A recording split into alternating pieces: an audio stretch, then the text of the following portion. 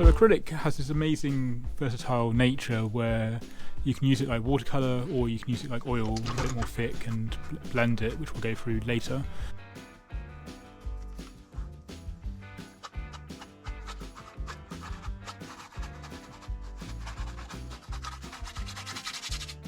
When it comes to these splats, then I find putting one paintbrush in front of the other helps, and you can play around with different angles and ways of doing this. The thing about drips is quite often people think they're accidental, but they do take a little bit of time to get them to actually run.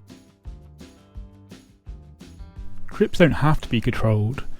You can either control them or just enjoy the sheer chaotic nature of them, and you can just chuck paint at the canvas and then you can go over that particular part of the canvas once it's dry, or manipulate the paint in any way you want to while it's wet. So you can add more detail in later, and you can have this push and pull between detail and playfulness. So glazes or thin translucent layers are a way to allow the previous layer to show through. This works better with having a darker layer on the lower layers and then a lighter colour for the top layers. And this can be thinned down with either water or glaze medium, which tends to work in a slightly different way. And then you can also use just enough paint so that it is thin anyway, and the drag creates a translucent layer. This takes a little bit more of a feel and some practice, but it can create a nice effect still.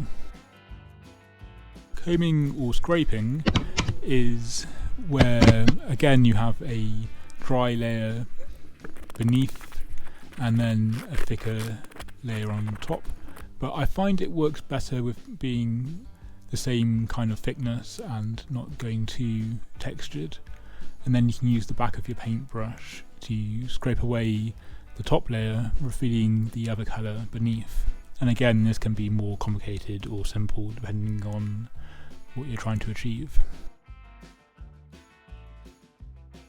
Now, blending and feathering I use often, but on this particular paper it didn't react in the same way a canvas would. So hopefully this little section can give you an idea.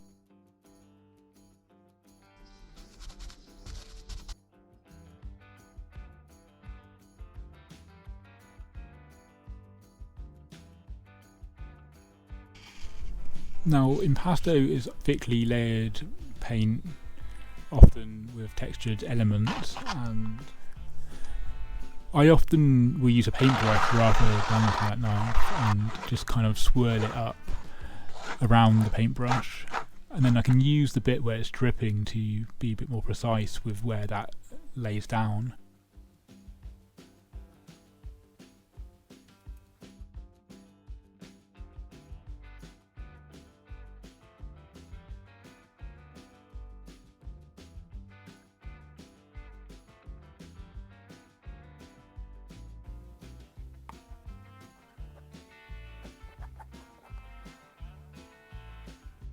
Don't usually use sponges or textured elements of materials in my work, but they can be quite useful for creating variety, and sponges are particularly good for clouds and then going back in with the paintbrush to add more detail.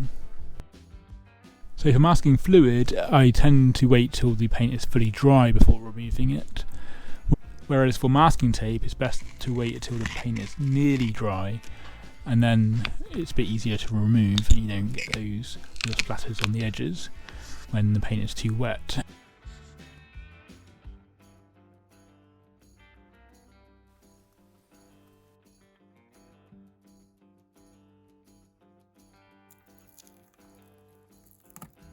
So dry brush is another thing I don't use very often. I will use it for adding a bit of variety and a bit of energy to the piece, but I don't tend to use it as a technique in its own right. It's more for different layers on the background. So a little bit different.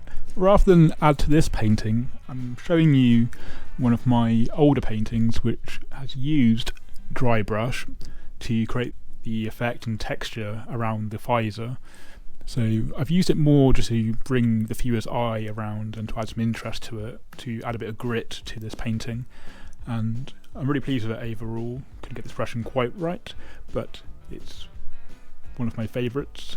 I love the colours I've used, and yeah, the dry brush at the end really helped finish this one. So I hope applying these techniques to a painting has helped. If you haven't seen the video already, I'll put the video in the description, the one that inspired me. I'll also put it in the card above if I can work out how to do that. And I hope you enjoyed this, and here is the finished painting in all the different angles, using all of these techniques in various form, and of course I've added more to it to bring it to a full finished painting.